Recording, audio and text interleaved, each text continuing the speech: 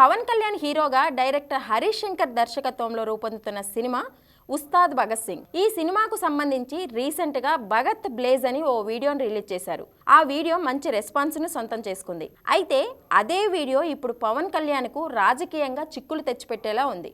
ఎందుకంటే ఆ వీడియోలో పవన్ కళ్యాణ్ పార్టీ గుర్తు గాజు గ్లాజు ప్రస్తావన ఉండడమే కారణం. ప్రస్తుతం తెలుగు రాష్ట్రాల్లో ఎన్నికల కోడ్ అమల్లో ఉన్న నేపథ్యంలో వీడియోలో పార్టీ గుర్తు ప్రస్తావన ఉండటం ఎన్నికల నియమాల ఉల్లంఘన కిందకు వస్తుందని టాక్ వినిపిస్తోంది. ఇదే అంశంపై ఏపీ ఎన్నికల సంఘం ప్రధాన అధికారి ముఖేష్ కుమార్ మీనా కూడా స్పందించారు.